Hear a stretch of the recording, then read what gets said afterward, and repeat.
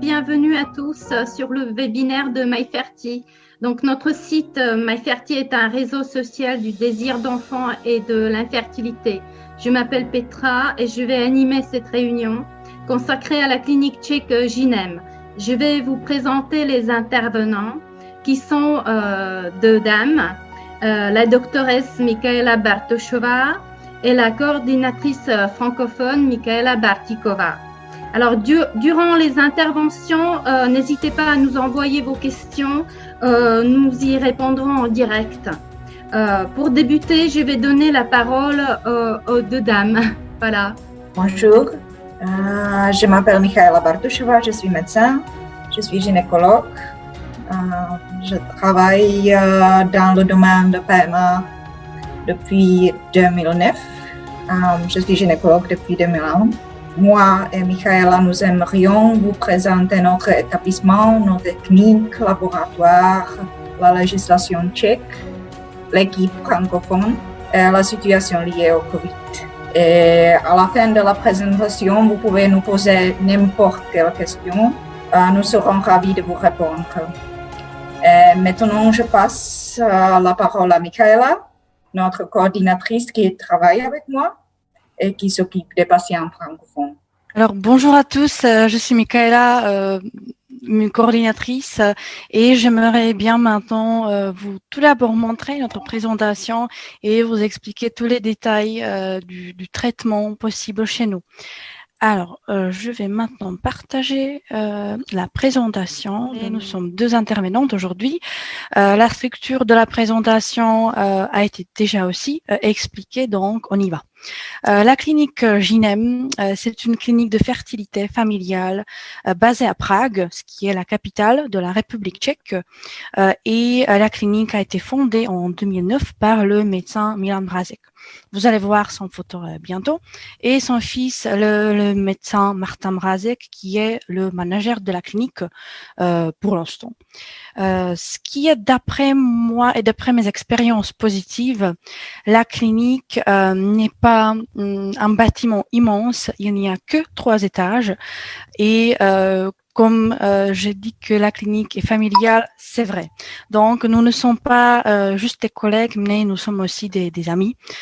Et pourtant, même s'il n'y a que 3 étages, nous avons tous les appareils dont nous avons besoin et on peut vous proposer un traitement et des techniques de laboratoire les plus modernes dont je vais parler plus tard.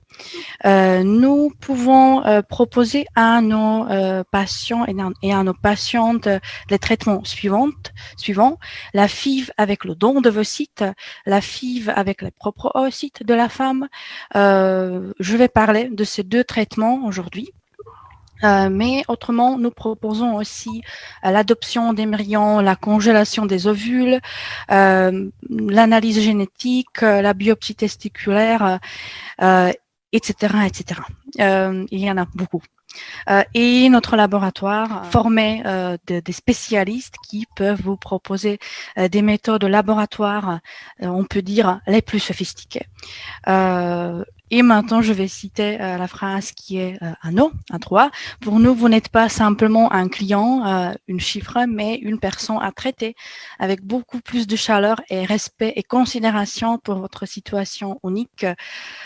Et d'après mes expériences, je travaille pour la clinique Ginem depuis 2015. Je suis d'accord avec toutes ces informations. Voilà. On continue. La Tchéquie se trouve, vous pouvez le voir sur la carte, au milieu. Donc, on dit que c'est le cœur de l'Europe. Et Prague, c'est une ville très belle et je recommande de le visiter non pas seulement lors de traitements FIV, mais lors de vos vacances également. Et vous pouvez combiner les deux. Vous pouvez combiner votre traitement et le séjour et les vacances. Donc, vous voyez que la Tchéquie n'est pas loin de l'Allemagne, juste à côté de l'Allemagne et n'est pas loin de la France.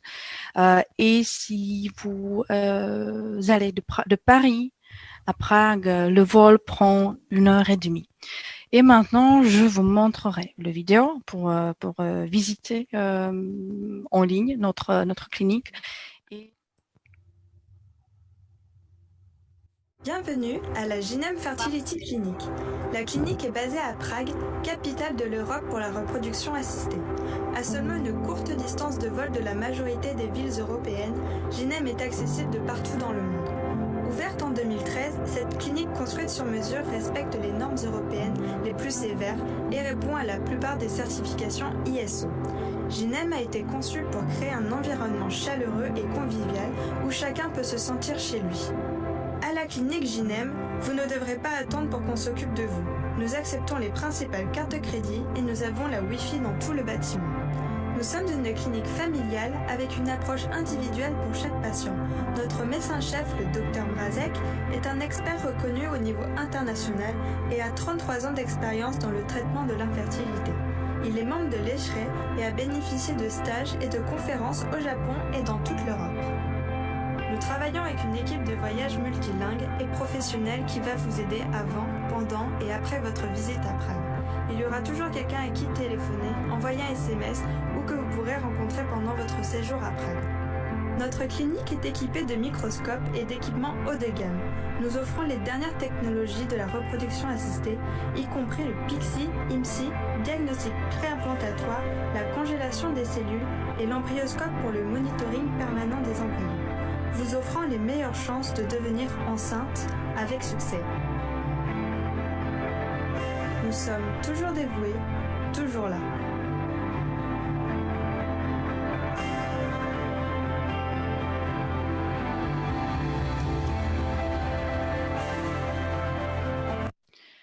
Donc voilà, c'était une courte introduction de la Saint-Marche, voilà, de la clinique et de la Tchéquie. Maintenant, j'aimerais bien de parler de la législation tchèque et des certificats qui confirment la qualité des services proposés chez nous.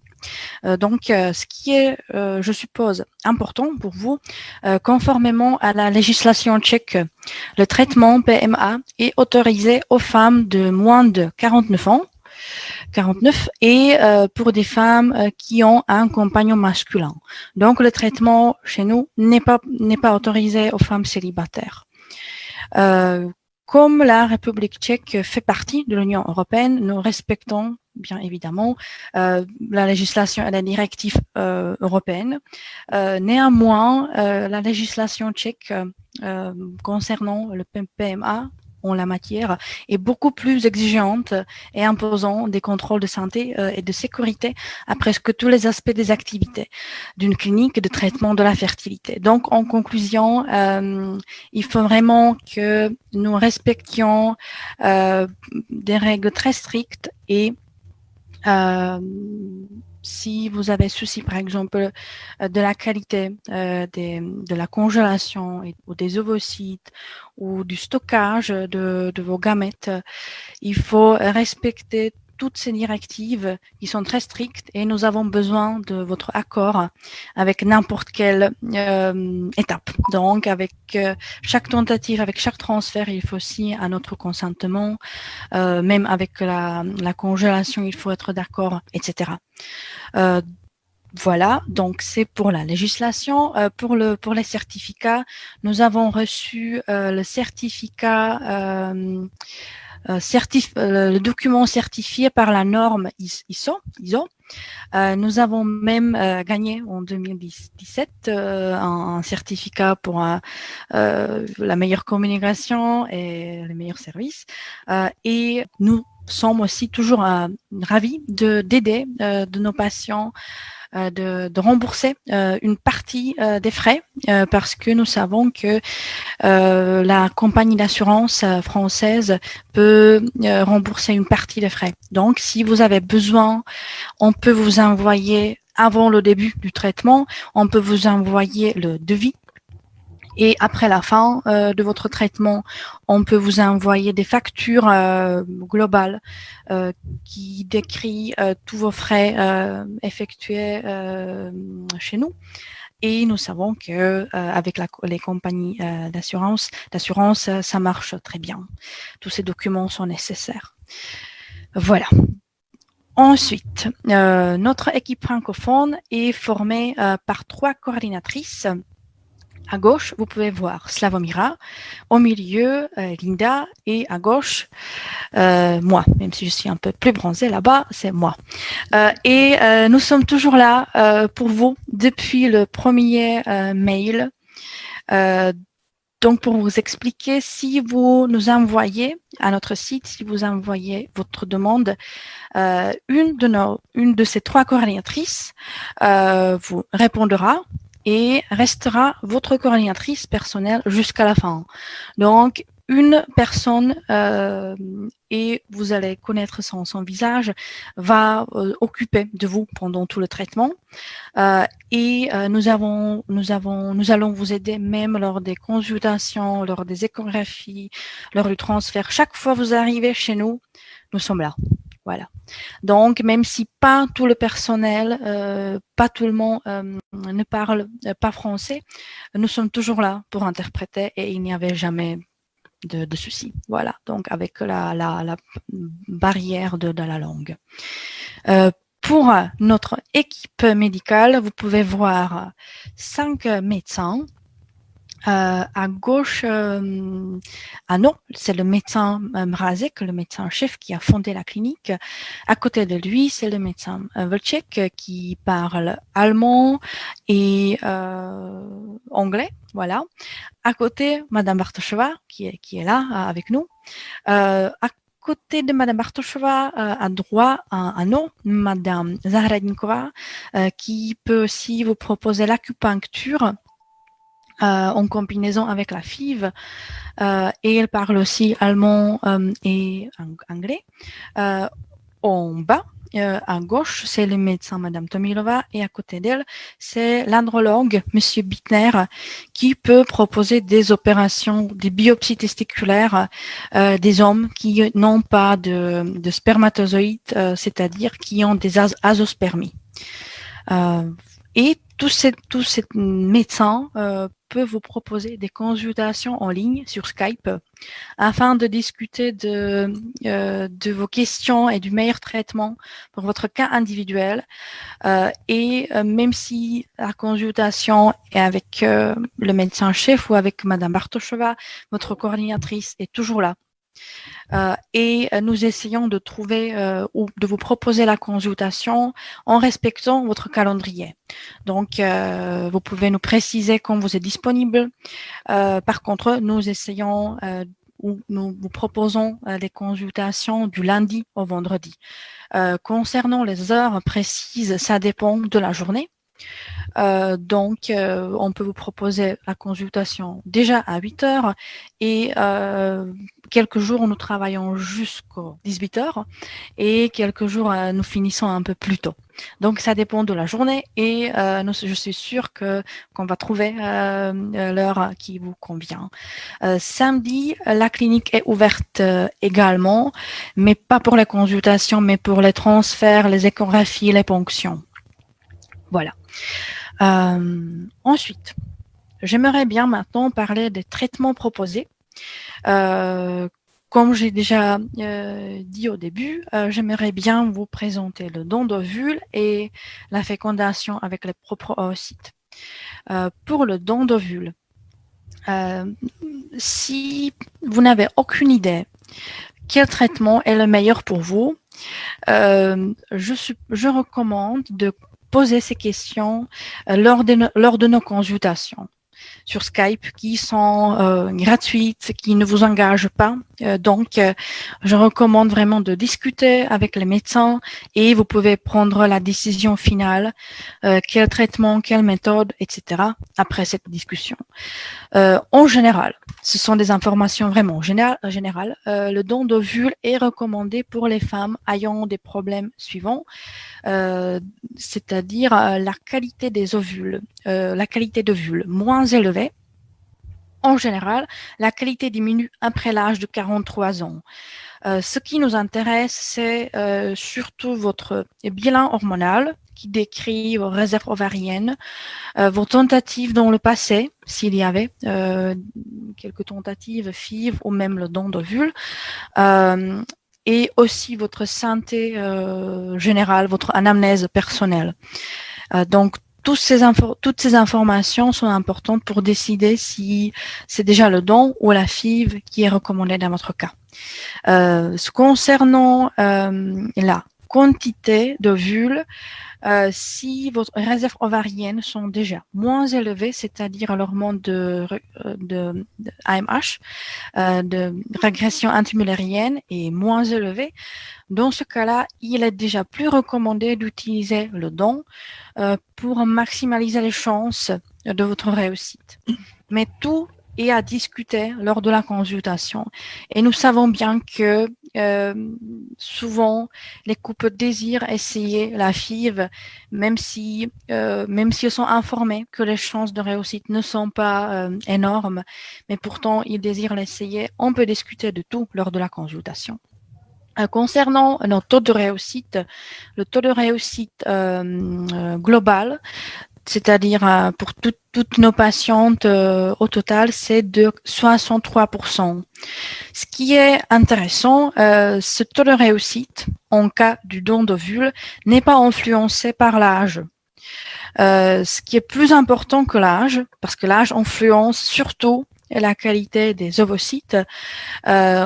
En cas du don d'ovule, c'est l'utérus qui est plus important. Et par exemple, si l'utérus contient certains myomes ou kystes, etc. Donc, pour cette raison, nous recommandons également de nous envoyer l'échographie pelvienne pour discuter de vos chances et éventuellement, le médecin vous recommandera des analyses supplémentaires ou des examens supplémentaires comme l'hystéroscopie, par exemple, pour augmenter vos chances que le traitement va être couronné par un succès, par un bébé. Voilà. Nous proposons deux forfaits, le forfait confort et le forfait de base. Il y a non pas la différence de prix, mais la différence d'ovocytes proposés. Le forfait confort de 5 300 €. Dans ce cas-là, on vous propose ou on trouve une donneuse qui vous rassemble. On va parler des donneuses encore plus tard. On vous propose une donneuse exclusivement à vous. Donc, une donneuse pour un couple. Il n'est pas possible de partager vos ovocytes. Pas vos ovocytes, les ovocytes de la donneuse. Non plus vos ovocytes. Et on utilise les ovocytes ou les ovules frais. Dans ce cas-là, il faut synchroniser le cycle de la donneuse et le cycle de la femme recevant. Donc, ça prend un peu plus de temps. Donc, c'est un peu plus compliqué à organiser. Et à partir de la première consultation, j'estime toujours que la femme peut arriver pour le transfert dans 2 ou 3 mois. Parce que la synchronisation et le traitement prend en moyenne 2 ou 3 mois. Mais il n'y a pas de liste d'attente pour trouver la donneuse. Donc, ça c'est aussi, je pense, favorable. Dans ce cas-là, en cas de forfait confort, nous garantissons 2 embryons de bonne qualité au stade blastocyste, c'est-à-dire à J5 de la culture embryonnaire. Il y a une seule condition pour pouvoir garantir 2 embryons et c'est la qualité du sperme qui doit être classée comme les normosospermies, c'est-à-dire la qualité normale. Parce que logiquement, la qualité des embryons n'est pas influencée seulement par les ovocytes, mais aussi par le spermatozoïde. Si le sperme est normal, on garantit ces 2 embryons. Et la majorité de nos couples ont le sperme normal, donc on peut respecter et vous proposer cette garantie. Si nous n'obtenons pas 2 embryons, ou si par hasard la donneuse n'a aucun ovule prélevé lors de la ponction, même si c'est une situation très rare. Mais voilà, la médecine n'est pas la science exacte, donc ça peut rarement arriver. On vous propose une nouvelle donneuse sans aucun frais supplémentaire, c'est-à-dire à nos frais. Et une autre garantie, si 2 premières tentatives avec les ovules frais ne marchent pas, on vous propose le 3e cycle gratuitement. Le deuxième forfait, le forfait de base de 4 400 €. Dans ce cas-là, on vous propose des ovules congelés et entre guillemets, stockés chez nous. Donc, il n'est plus nécessaire de synchroniser votre cycle avec le cycle de la donneuse. Donc, c'est plus facile à planifier et les couples qui ont beaucoup d'obligations professionnelles ou familiales, ou les deux, peuvent préférer cette possibilité pour faciliter le planning et leur arrivée, pour accélérer leur arrivée. Nous garantissons dans ce cas-là au moins 6 ovules congelés. En moyenne, il y en a 10. C'est la même chose en cas du forfait confort. En moyenne, nous obtenons entre 10 et 13 ovules prélevés. En forfait de base, nous garantissons au moins 6 ovules et ensuite un embryon de la bonne qualité au stade blastocyste pour le transfert de nouveau en cas d'énormosospermie. Le taux de réussite ne diminue pas avec l'âge, j'en ai déjà parlé. Il n'y a pas de liste d'attente. La recherche de la donneuse prend en moyenne 2 semaines. Donc, on peut vous proposer la donneuse qui correspond à vos caractéristiques physiques très vite. Il faut rester sur place à Prague pendant 1 semaine, 6 ou 7 jours. Alors, comment le processus marche? Donc, je vous expliquerai brièvement comment tout se déroule du premier email au transfert embryonnaire. Tout d'abord, il faut nous contacter par téléphone ou par email. Vous allez voir nos coordonnées à la fin de cette présentation et peut-être vous le voyez déjà maintenant en bas. Si, par exemple, vous nous envoyez un mail, on vous appellera d'ici 24 heures d'habitude. Avant la consultation avec le médecin, il nous faudrait connaître le plus de détails de vous. Donc, on vous envoie un questionnaire à remplir. Il nous faut connaître votre anamnèse personnelle, le bilan hormonal, l'anamnèse de votre famille et votre anamnèse. Et il y a une liste détaillée des examens de pré-traitement que nous recommandons effectuer avant le début du traitement pour tout d'abord planifier et recommander le meilleur traitement pour vous et ensuite pour maximaliser les chances que le transfert des embryons sera couronné par un succès. Après la consultation, on vous envoie le protocole de traitement, c'est-à-dire moi ou mes collègues, nous vous expliquerons quel type de traitement, quel dosage, etc. est recommandé dans votre cas et on vous envoie des ordonnances par mail. Ensuite, la recherche de la donneuse commence. Ça prend, comme j'ai déjà dit, en moyenne 2 semaines. Après avoir trouvé la donneuse et j'ai oublié de vous dire comment on cherche la donneuse. Donc, vous allez, après la consultation, je vous demanderai de m'envoyer votre photo et un questionnaire, un tableau rempli avec vos caractéristiques physiques et votre groupe sanguin, votre taille, le poids, c'est tout. Et selon ces informations, on commence la recherche. D'ici 2 semaines, on vous propose une femme qui vous rassemble le plus possible et vous pouvez soit être d'accord avec la donneuse proposée, soit refuser. Donc, si vous n'êtes pas satisfait avec la donneuse proposée, on recommence la recherche. Vous êtes informé de la taille, du poids, de la couleur des cheveux, de la couleur des yeux, de l'éducation, je pense écrit ici, oui. Et aussi, vous êtes informé du niveau d'éducation, des loisirs, de la profession, du poids, de groupe sanguin, le facteur RH. Et ensuite, vous pouvez prendre la décision si la donneuse vous plaît ou pas.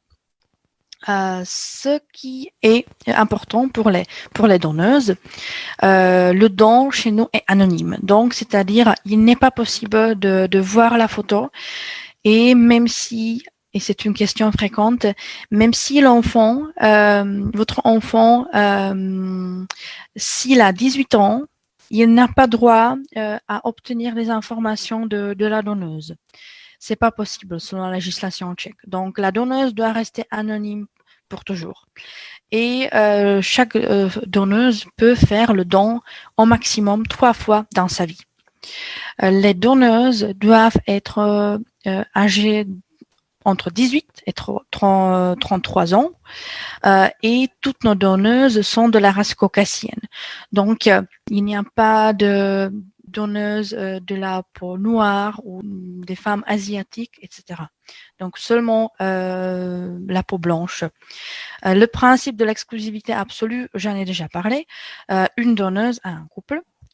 Et la donneuse ou chaque femme qui désire devenir la donneuse doit faire plusieurs examens, plusieurs évaluations concernant son état de santé, la santé mentale, les examens gynécologiques, les tests génétiques, ça c'est très important, le dépistage des maladies infectieuses, l'hépatite B, C, la sida, etc.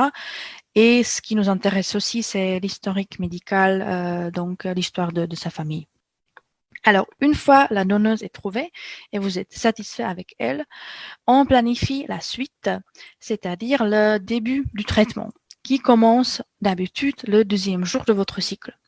Ensuite, vous arrivez vous commencez le traitement chez vous en France, à J2, ou en Suisse, ou en Belgique, ou au Maghreb, ou ailleurs dans les pays francophones. Et vous arrivez chez nous à Prague vers le J15, vers le 15e jour de votre cycle, pour la ponction folliculaire de la donneuse. À ce jour-là, il faut que votre conjoint fasse le recueil du sperme. Et à ce jour-là, on féconde tous les ovocytes prélevés. Et 5 jours après, les embryons au stade de blastocyste sont réimplantés. C'est une situation liée au traitement avec les ovules frais. Si les ovules sont déjà congelés, il n'y a pas de synchronisation et vous juste commencez le traitement à J2 et ensuite, selon vos possibilités et selon votre endomètre, on planifie le jour du transfert. Ensuite, le traitement FIV, c'est le 2e traitement de base proposé par nous. Donc, la FIV avec la méthode ICSI est recommandée pour les couples en cas des ovules viables. Donc, si la femme répond à la stimulation ovarienne, c'est-à-dire si son hormone AMH est assez élevé ou au moins un peu élevé, voilà, c'est à discuter avec le médecin lors de la consultation si la FIV est raisonnable dans votre cas ou pas. En général, on dit que après l'âge de 43 ans, les chances de réussite diminuent. Vous pouvez voir, j'ai marqué le taux de réussite général pour la FIV qui est de 52% pourcentage pour toutes les femmes de n'importe quel âge. Mais c'est différent que le taux de réussite du don. Chez le don, le taux de réussite est toujours, selon nos statistiques, de 63. En cas de la FIV, avec vos propres oocytes, avec l'âge qui augmente, vos chances diminuent. Et c'est à discuter s'il est raisonnable de l'essayer ou pas lors de la consultation.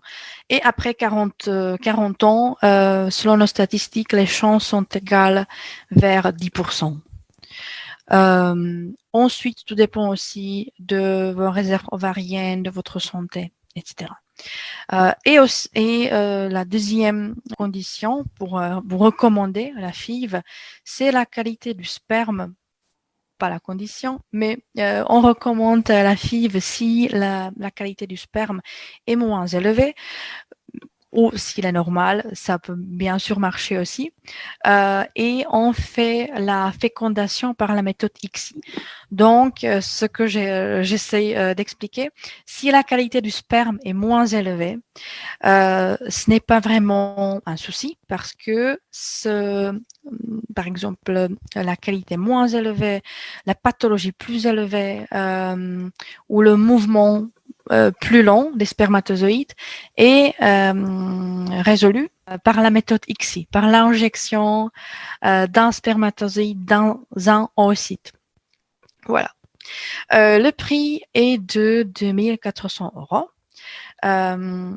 Les médicaments ne sont pas compris dans ce prix parce que souvent les femmes préfèrent acheter les médicaments chez elles. Dans ce cas-là, on envoie des ordonnances. Si vous préférez acheter les médicaments chez nous, tout dépend du type médicament, du type et des dosages. Mais en moyenne, les prix sont vers 1 000 €. J'ai oublié de mentionner, en cas du don d'ovules, les médicaments sont compris dans le prix. Voilà. Il n'y a pas de liste d'attente concernant la FIV. Tout dépend de notre coopération et si vous avez tous les examens préalables importants pour pouvoir approuver votre traitement, on peut commencer immédiatement le J2 de votre cycle. D'habitude, on commence à J2. Ensuite, sur place à Prague, il faut rester pendant 10 jours en moyenne. Et ce qui est aussi important à mentionner, c'est votre santé qui vient en premier. Donc, notre but, ce n'est pas de vous donner des dosages trop élevés, des dosages très élevés des médicaments, mais nous préférons plutôt respecter votre corps et d'obtenir le nombre moyen des follicules et des oocytes pour ne pas mettre en danger votre santé, pour éviter le syndrome d'hyperstimulation. Et ensuite, pour aussi préserver votre santé et la santé de vos bébés potentiels, nous préférons et nous recommandons fortement, si possible, un embryon en cas des chirurgies, des césariennes, etc. Éventuellement, 2 embryons pour le transfert sont aussi possibles. Mais on vous explique toujours quels sont les risques liés à la grossesse précoce et c'est à discuter de nouveau lors de la consultation avant le transfert avec nos embryologistes et avec nos médecins si besoin également. Et la ponction est effectuée sous anesthésie générale mais courte qui dure pendant 10-15 minutes. Donc, selon nos expériences, c'est très, très facile pour votre corps de se réveiller immédiatement après la ponction et vous êtes contrôlé par des échographies et par nos infirmières après la ponction avant de pouvoir quitter la clinique pour être vraiment sûr que tout va bien. Du premier email au transfert embryonnaire, donc les premières étapes sont les mêmes. Ce qui est différent, c'est la stimulation ou votre traitement. Donc d'habitude, il faut utiliser des injections dans le ventre bas. Par contre, en cas du don d'ovocytes, vous ne prenez que des comprimés et que des ovules vaginales, d'habitude. En général, je parle des cas qui sont habituels. Il peut bien sûr, nous avons aussi des cas un peu délicats et spéciaux, mais je vais essayer d'expliquer les cas généraux. Donc, d'habitude, on commence la stimulation le J2 de votre cycle et ensuite, il faut effectuer 2 ou 3 échographies. La première échographie peut être effectuée chez vous. Et ensuite, on recommande fortement d'arriver chez nous au plus tard pour la deuxième échographie qui est effectuée à J9 de votre cycle, d'habitude. Et de rencontrer déjà le médecin pour que le médecin lui-même ou elle-même voit votre utérus, vos follicules. Et dans ce cas-là, on peut tranquillement tout planifier, faire des prises de sang avant la ponction, etc. Donc, même si je sais que pour vous, ça peut être peut-être plus compliqué de rester quelques quelques jours supplémentaires sur place. C'est vraiment important, même pour le planning, même pour votre santé, même pour augmenter les chances qu'on trouve des ovocytes qui sont mûrs et que ensuite on obtient des embryons de la bonne qualité. Ensuite, on fait la ponction sous anesthésie et la fécondation de vos ovules recueillis. Donc, c'est la même chose. Idéalement, vous pouvez, votre conjoint peut arriver au jour de la ponction pour le recueil. Éventuellement, il peut arriver en avance et on peut congeler son sperme. Et la troisième possibilité, on peut utiliser un don du sperme. Et de nouveau, nous préférons transférer des embryons au stade de blastocyste. En ce qui concerne des techniques de laboratoire qui sont, d'après nous, aussi très très importants, nous pouvons vous proposer les méthodes les plus récentes. Et j'ai essayé de diviser un peu les méthodes en 3 parties. Donc, les méthodes qui sont utilisées après la ponction ou le recueil.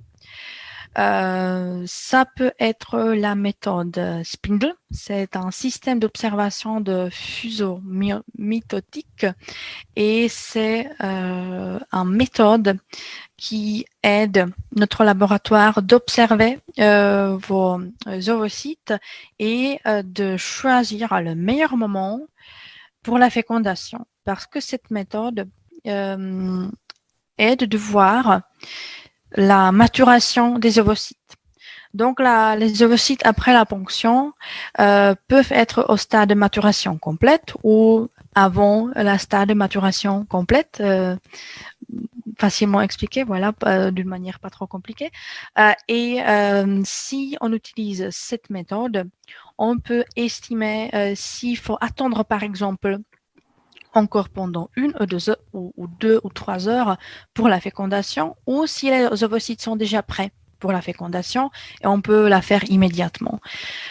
Cette méthode est toujours utilisée en cas du don d'ovules, et si vous désirez l'utiliser lors de la FIV, c'est aussi possible, et c'est surtout recommandé en cas du nombre des ovocytes moins élevé pour augmenter les chances qu'on obtient des embryons de la bonne qualité. En ce qui concerne toutes ces méthodes, après la ponction, même la ponction de la donneuse ou votre ponction, vous avez une discussion avec notre laboratoire. Ils vous expliqueront quelle est la qualité des ovocytes et la qualité du sperme, et si besoin, ils vous recommanderont une de ces méthodes. Donc, c'est toujours à discuter. Ces méthodes ne sont pas obligatoires et tout dépend de notre accord. Donc, Spindle, c'est une des méthodes pour sélectionner ou pour planifier le meilleur moment pour la fécondation. Et ensuite, on propose des méthodes de sélection du sperme plus sophistiquées. Ces méthodes sont recommandées si la qualité du sperme n'est pas normale ou s'il est anormal, c'est-à-dire si par exemple nous avons des oligospermies ou des tératospermies. Donc par ces méthodes, on peut de nouveau augmenter les chances qu'on choisit les spermatozoïdes de la morphologie correcte, qui bougent bien, et de féconder les ovocytes et d'augmenter les chances qu'on obtient les embryons de la bonne qualité. Si la qualité du sperme est normale, c'est-à-dire les normozoospermies, aucune de ces méthodes n'est vraiment nécessaire et vous êtes informé toujours par nous sur place. La fécondation par la méthode ICSI est toujours utilisée. Donc, même sans des méthodes de sélection ou avec des méthodes de sélection, on met toujours l'injection d'un spermatozoïde dans un ovocyte. Après avoir fécondé les ovocytes, on obtient des embryons et il y a ensuite trois possibilités pour la culture embryonnaire. La culture peut être standard, c'est-à-dire dans les conditions de laboratoire standard, pas dans un appareil spécial.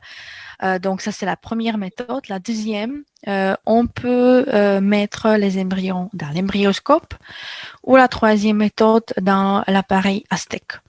J'ai demandé encore aujourd'hui notre laboratoire et il n'y a pas trop de différence entre ces deux appareils et ils recommandent toujours le type de l'appareil selon le nombre et selon la stade de maturation des ovocytes. Ce qui est aussi important pour nous, nous pensons qu'il soit très important de comprendre qu'est-ce qui se passe. Donc, vous êtes informé non pas seulement après la ponction, mais chaque jour lors de la culture embryonnaire. Notre laboratoire, chaque matin, m'envoie des informations de vos embryons en expliquant quelle est la qualité, combien il y a de cellules dans chaque embryon et quel jour est le meilleur pour le transfert. S'il est mieux d'attendre jusqu'au stade de blastocyste ou s'il est mieux de transférer déjà les embryons à J4. Donc, c'est toujours à discuter selon votre cas individuel, mais vous êtes informé de tout. Avant le transfert, vous avez une autre consultation avec nos embryologistes afin de parler du nombre d'embryons transférés, des activités à éviter après le transfert et des techniques, des méthodes supplémentaires pour augmenter les chances de la nidation, ce qui est l'embryo-glue, l'éclosion assistée. Et tout dépend vraiment de la morphologie et de la qualité de vos embryons. Si la zone pellucide, l'emballage des embryons est large, on peut vous recommander l'éclosion assistée. L'embryo-glue, c'est comme une colle, donc ça peut aider la nidation. Et on peut l'ajouter toujours lors du transfert. Par contre, selon nos statistiques, la différence de réussite avec embryo-glue, c'est plus 5% ou 7%, donc ce n'est pas vraiment tellement important. Donc tout dépend de nouveau de votre décision si vous désirez l'essayer, si vous avez déjà fait plusieurs tentatives qui n'ont pas marché et si vous désirez faire le maximum. Et de nouveau, je répète toujours la même information, mais c'est vraiment à discuter avec nos embryologistes. Donc, vous n'êtes jamais forcé de choisir des méthodes supplémentaires. Tout dépend de vous et de vos embryons. Voilà. Après le transfert, on peut vitrifier les embryons restants, supplémentaires. Donc, si par exemple nous avons 4 embryons de la bonne qualité, on peut transférer 1 ou 2. Les embryons restants peuvent être congelés. Il y a 2 possibilités de la congélation. La vitrification classique, standard, qui est faite par notre laboratoire et nos embryologistes sont des spécialistes, donc la vitrification est toujours très bien faite et selon nos statistiques, n'influence pas la qualité des embryons. Ou si vous préférez, on peut utiliser l'appareil Gavi qui fait la congélation. Voilà. Ensuite, j'ai déjà parlé du système d'observation. Et j'ai aussi mentionné la méthode qui n'est pas tellement connue de sélection du sperme. Donc, c'est aussi une méthode la plus moderne. Donc, la méthode est appelée sperme mobile et c'est une méthode pendant laquelle on utilise un sérum, un liquide, qui accélère le mouvement des spermatozoïdes, qui sont autrement immobiles. Ça, c'est vraiment une nouvelle méthode qui est très efficace, surtout après des opérations, après des biopsies testiculaires, ou en cas de la qualité très mauvaise du spermogramme.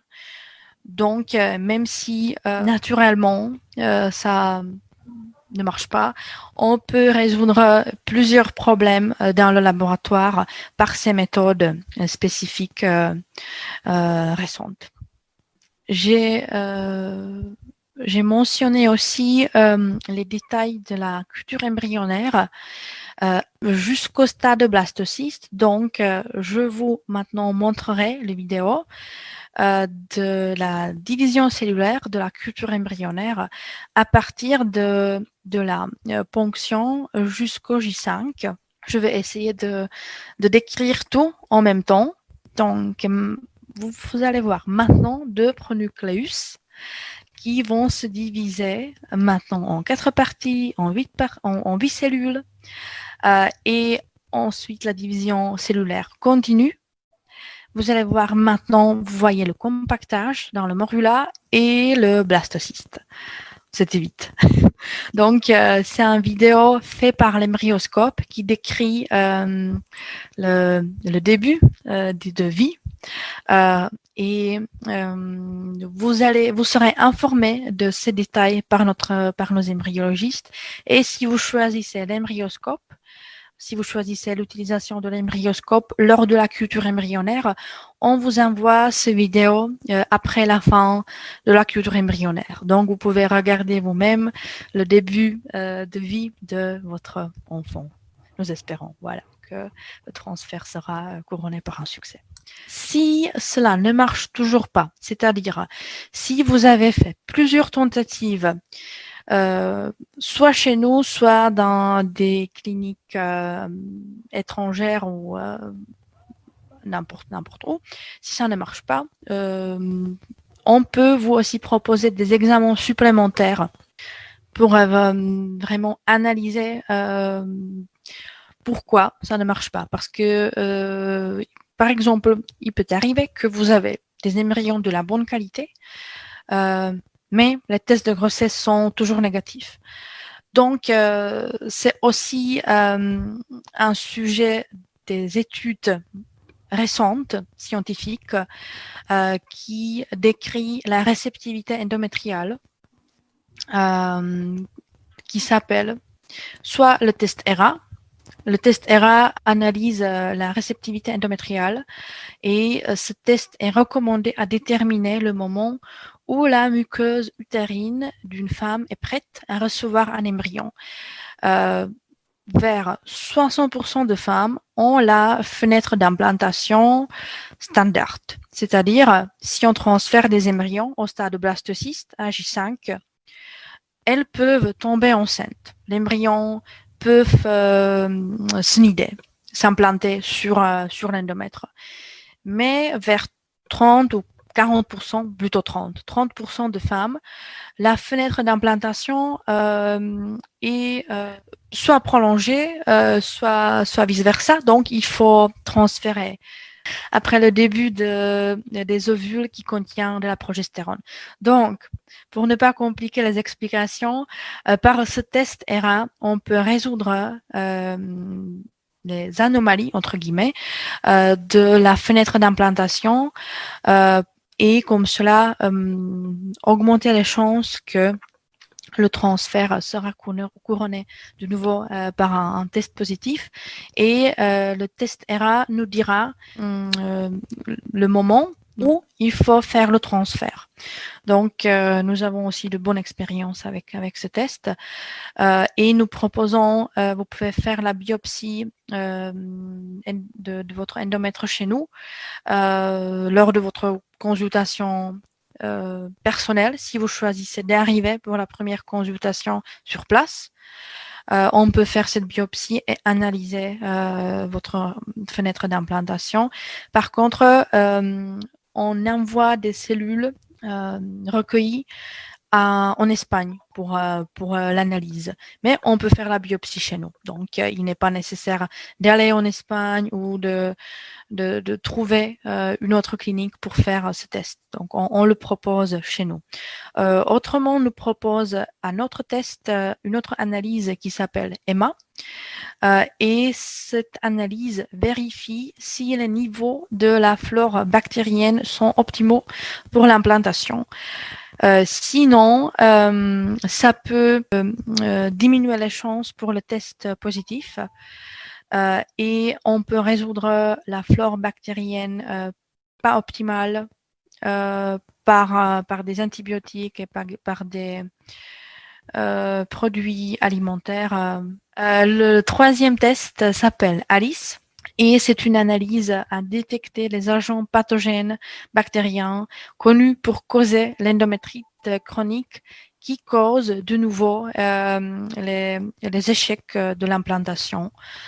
Et aussi, ça peut être traité par des antibiotiques et d'autres médicaments. Vous pouvez même faire tous ces 3 tests en même temps. On fait une biopsie. Donc, on obtient un seul échantillon de tissu endométrial et on peut analyser tout cela. Donc, vous pouvez recevoir les informations de votre fenêtre d'implantation, de la flore bactérienne et des pathogènes bactériennes pour augmenter les chances. Ce sont des tests supplémentaires qui normalement ne sont pas nécessaires. Ces tests sont recommandés en cas des échecs d'implantation répétés. Ensuite, on peut aussi proposer les tests génétiques. Nous coopérons avec une clinique génétique et on peut vous proposer aussi le test de prévision PANDA.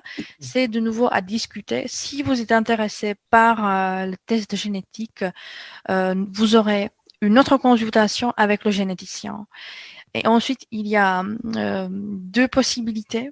Dans votre famille, vous avez une maladie génétique héréditaire. Dans ce cas-là, on vous propose la méthode qui s'appelle PGD, où vous avez subi plusieurs tentatives qui n'ont pas marché, ou votre âge est plus élevé et vous désirez juste faire un screening génétique. Dans ce cas-là, on peut vous proposer PGS. Et finalement, j'ai déjà aussi mentionné cette méthode. L'acupuncture est faite par notre médecin, Madame Zahradnikova. Donc, vous pouvez arriver un peu plus tôt au jour du transfert. On fait l'acupuncture, ensuite le transfert et ensuite une autre session de l'acupuncture. En ce qui concerne notre pays et le Covid-19, notre pays a été peu touché, heureusement pour nous, par le Covid. Pour l'instant, il n'est plus obligatoire de porter les masques et nous avons repris notre vie normale. Et j'espère que en France et en Belgique, etc., le scénario sera le même bientôt. Donc chez nous, les frontières sont déjà ouvertes. Nos patientes et nos patients peuvent déjà arriver sans aucun problème. Il n'est plus nécessaire de faire le test pour Covid. Donc ni le test ni le quarantaine n'est nécessaire. Et j'ai trouvé la carte que vous pouvez voir avec moi qui a été créée au 30 juin, le 30 juin. Et là, vous pouvez comparer que la République tchèque qui est au milieu, au milieu de mon point de vue, c'est au milieu de l'Europe. Vous pouvez voir qu'il n'y a pas beaucoup de malades ou de morts. Voilà. Ensuite, j'ai mentionné juste 2 témoignages de nos patientes. Vous pouvez trouver beaucoup plus de témoignages sur notre site web. J'ai mis les liens en bas. Donc, nos patients et nos patientes nous envoient des témoignages qui sont directement publiés sur notre site web, mais bien sûr, ces témoignages sont anonymes.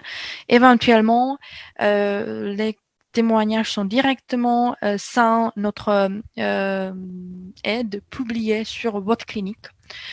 Donc, je recommande de trouver, de chercher ces informations. Et j'ai mentionné le témoignage de Madame Gisèle. Donc, je vais lire en vitesse.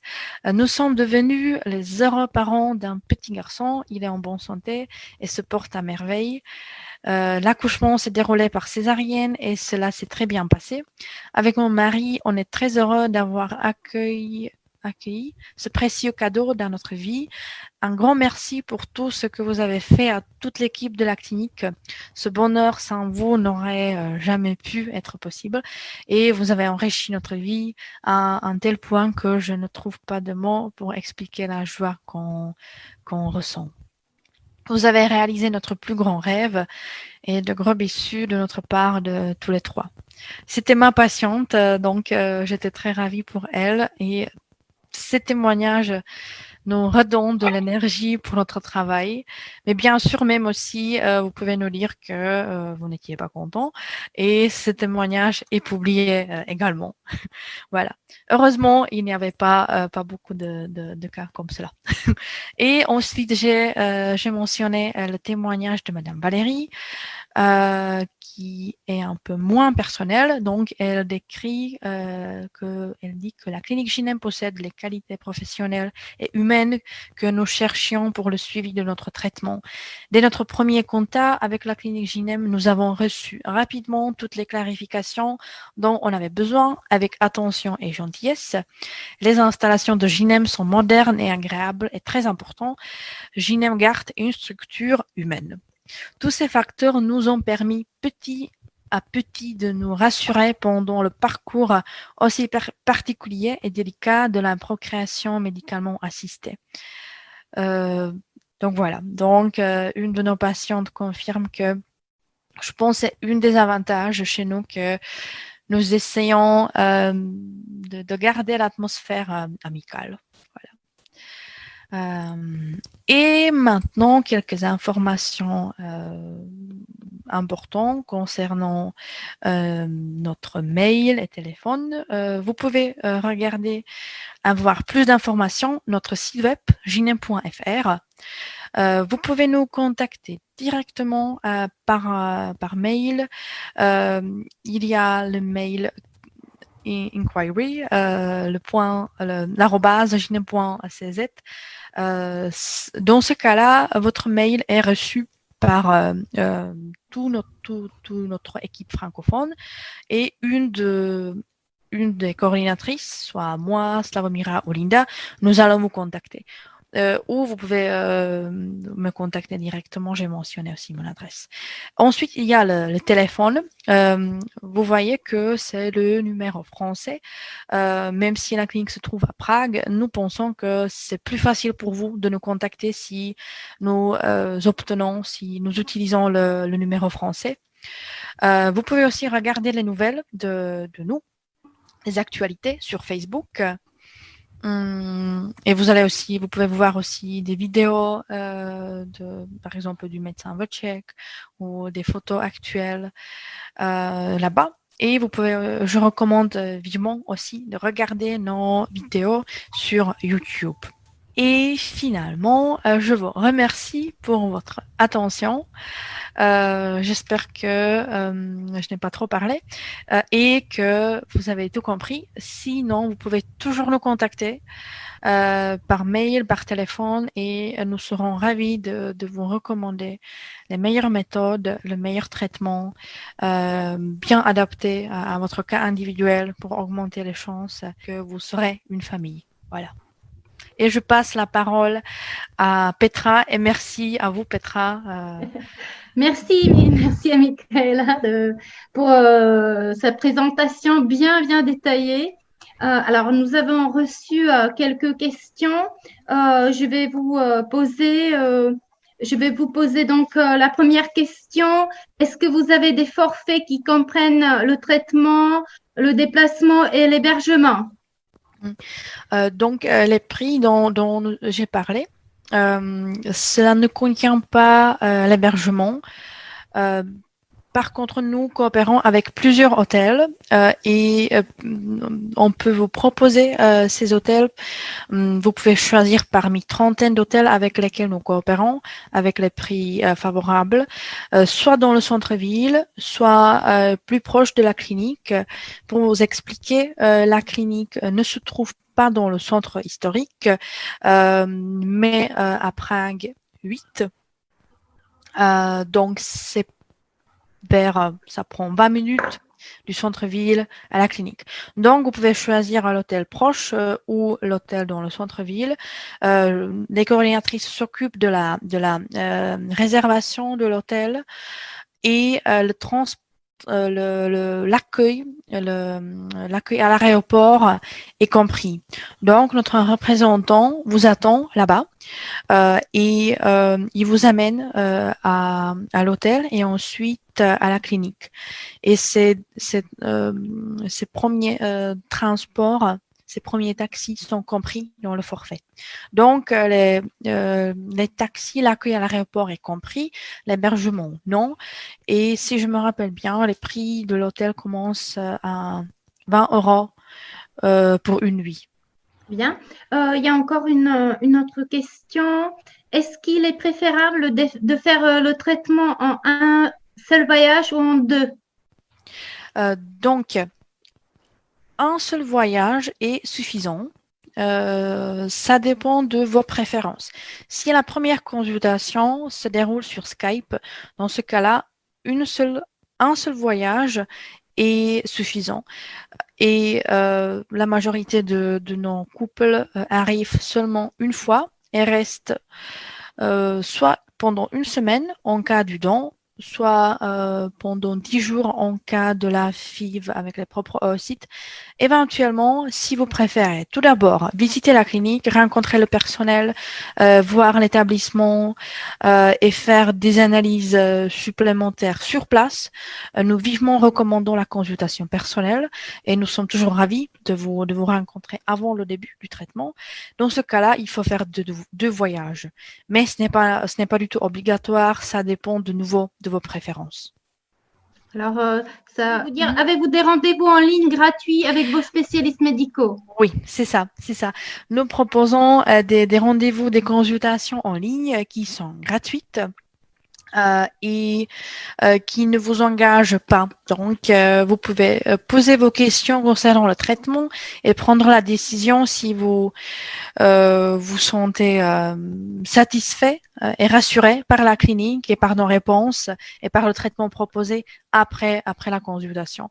Nous savons très bien que le choix de la clinique est difficile parce qu'il y a beaucoup de cliniques qui proposent beaucoup de traitements. Donc, c'est aussi la raison pourquoi nous proposons ces consultations gratuites. Très bien. Et combien d'embryons implantez-vous lors du transfert dans l'utérus? Nous préférons transférer 1 ou 2, pas plus, n'est-ce pas, Michaela? Donc, si la femme avait la césarienne ou une autre chirurgie liée à l'utérus ou au ventre, s'il y a une cicatrice sur l'utérus, dans ce cas-là, on ne recommande pas deux embryons parce que il y a un risque de la rupture de la cicatrice. Et pour nous, la santé de nos patients est vraiment la plus importante. Donc, le médecin explique que ça dépend aussi beaucoup de l'âge de la femme recevant. Si la femme a plus que 42 ans et s'il n'a aucune cicatrice, on peut transférer 2. Můžeme transferovat určitě. Donc, je confirme encore une fois, on peut transférer 2 embryons s'il n'y a pas de cicatrice et surtout on recommande 2 embryons pour les femmes qui sont plus âgées de 40 ans pour maximaliser les chances que au moins un embryon s'implante. Quelle méthode pour favoriser la nidation vous proposez? Donc, s'il n'y a pas d'anomalie liée à la qualité du sperme ou à la qualité des embryons, aucune méthode supplémentaire n'est nécessaire, mais on peut bien sûr utiliser nos méthodes supplémentaires si le couple le souhaite ou s'il y a quelques soucis. Ce qui peut être, par exemple, l'embryo-glue ou l'éclosion assistée ou embryogène. Selon nos expériences, lors de la première tentative chez nous, d'habitude, on ne recommande aucune de ces méthodes supplémentaires parce que ce sont des frais supplémentaires et si c'est vraiment votre première tentative, nous croyons que les embryons devraient être capables de faire la nidation eux-mêmes sans aide.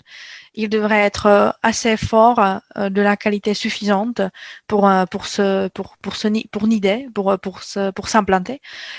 Donc, lors de la première tentative, on ne recommande ni embryo-glue, ni l'éclosion assistée. Si le couple avait plusieurs tentatives infructueuses dans le passé, dans ce cas-là, on commence la discussion de ces méthodes. Et il y a une question concernant la donneuse. Est-ce qu'il faut envoyer des photos pour aider la recherche? Oui, les photos nous facilitent la recherche. Il y a des coordinatrices spéciales qui s'occupent de la recherche. Par exemple, ni moi, je ne peux pas voir les donneuses. Même pour moi, les donneuses sont anonymes. Donc, même si je connais le visage de la femme, ma collègue non. Donc, la photo aide à la recherche et en plus, il faut connaître les caractéristiques de base, le poids, la taille, le groupe sanguin, la couleur des cheveux, la couleur des yeux, ce qui est écrit dans un tableau que la femme remplit. Combien avez-vous de patients français chaque année dans votre clinique?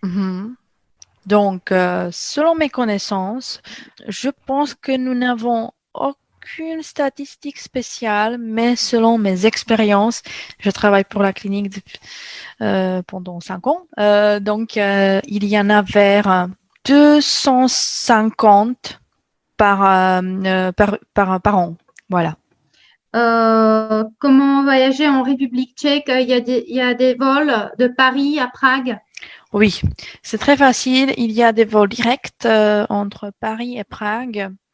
Maintenant, les vols sont déjà renouvelés après la crise liée au Covid et ça prend 1h30. Il suffit d'aller à l'aéroport, d'arriver à l'aéroport tchèque. Là-bas, notre représentant vous attend et il vous amène à l'hôtel. Et ensuite, un autre taxi vous attend devant l'hôtel au jour de votre arrivée à la clinique. Donc, il est presque impossible d'être perdu à Prague. Et si cela arrive, vous pouvez nous téléphoner. Très bien. Et combien d'ovules obtenez-vous lors de la ponction de la donneuse? En moyenne, nous obtenons entre 10 et 11. Oui, tu es d'accord? Jo, jsem souhlasím. Le médecin est d'accord. Alors, quels examens pré-traitement sont importants? Alors, il y en a. Záleží na typu, ale to budeš. Jo, d'accord.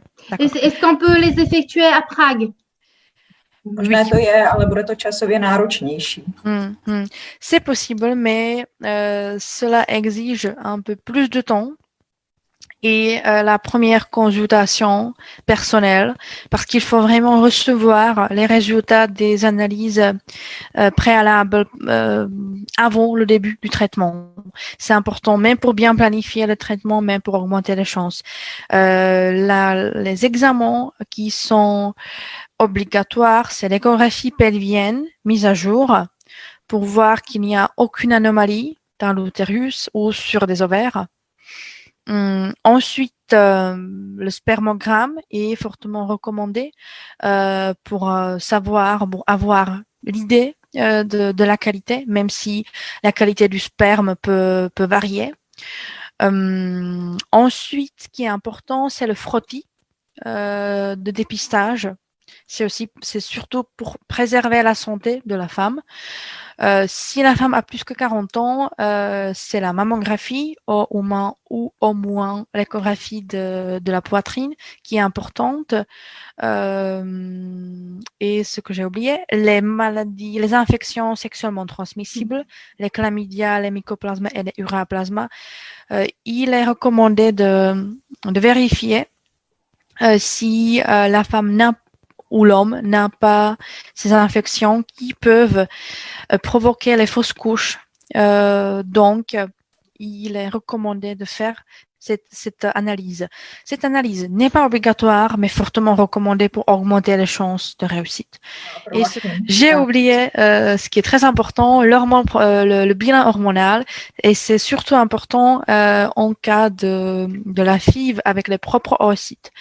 Donc, c'est l'hormone AMH, les hormones qui décrivent la thyroïde, TSH, et la prolactine. Voilà. Si vous pouvez faire le bilan complet, le bilan hormonal, si la femme peut faire le bilan hormonal complet, ce sera parfait. Et le spermogramme, j'en ai déjà parlé aussi, très important. Selon les informations récentes, auparavant, on a dit que c'est surtout le problème des ovocytes qui provoque l'infertilité. Et de plus en plus, la qualité du sperme diminue. Donc, selon nos statistiques et selon les études récentes, 40% de problèmes d'infertilité, 40%, et sont déjà liés au sperme. Donc, il faut vraiment analyser la qualité, non pas seulement des ovocytes, mais aussi du sperme. Voilà. Très bien. Alors, une dame qui a certainement… donc, si j'ai déjà passé les tests en janvier 2020, dois-je les refaire, hein? Donc, c'est quelqu'un qui… en janvier 2020. Donc, la majorité des examens sont valables. Donc, ça va. Les examens sont récents, actuels. Il suffit de m'envoyer les copies par mail, idéalement avant la consultation, pour que le médecin voit plus de détails possible. Et nous acceptons sans aucun souci ces résultats. Et combien de temps il faut prévoir de rester sur place? Ça dépend du type de traitement. Si si le couple fait la FIV avec les propres oocytes, dans ce cas-là, il faut arriver au plus tard pour la deuxième échographie lors de la stimulation ovarienne et rester en moyenne pendant 10 jours sur place. Donc, à partir de la deuxième échographie, ensuite pendant la ponction, jusqu'au jour du transfert. Au total, selon nos expériences, ça prend en moyenne 10 jours. Si c'est le don d'ovocytes, le séjour recommandé est égal à 6 ou 7 jours. Si le couple a des obligations professionnelles ou familiales, il est même possible que le partenaire, le conjoint, arrive au jour de la ponction des ovocytes de la donneuse, juste pour le recueil. Ensuite, il part et la femme arrive pour le transfert embryonnaire. D'après moi, c'est un peu triste parce que Prague est une ville romantique, donc vous pouvez combiner le traitement avec votre séjour chez nous. Donc, si le partenaire, si le conjoint peut rester avec sa femme, tant mieux. Mais sinon, il est possible de le faire comme cela et de raccourcir votre séjour à 1 ou 2 jours. Très bien. Alors, une dame, je ne suis pas mariée, puis-je faire le traitement chez vous? il n'est pas nécessaire que la femme soit mariée, mais il faut avoir un compagnon masculin qui est d'accord avec le traitement et qui signe le consentement éclairé à la FIV. Mais nous n'avons pas besoin de preuves de vie en commun. Alors, à quel jour les embryons sont-ils transférés? Vous l'avez dit Oui, lors de la présentation. Nous préférons si possible au stade blastocyste. Alors, puis-je demander une donneuse qui a déjà fait un don et qui a réussi? Oui, il est possible de nous préciser vos préférences, c'est-à-dire vous pouvez même préférer la donneuse qui a fait déjà le don et le couple en utilisant ces oocytes à un enfant. Vous pouvez même me préciser que vous préférez la donneuse qui n'a pas d'enfant elle-même et qui n'a jamais fait de don.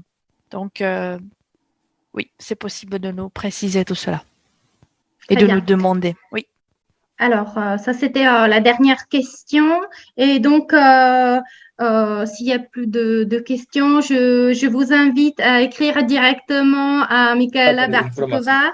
Alors, je vais terminer ce webinaire en remerciant les intervenants, Dr Michaela Bartoshova et la coordinatrice Michaela Bartikova, et vous remercie pour votre attention. À très bientôt. Merci à vous et merci de nous avoir invités. Merci. Au revoir. Au revoir.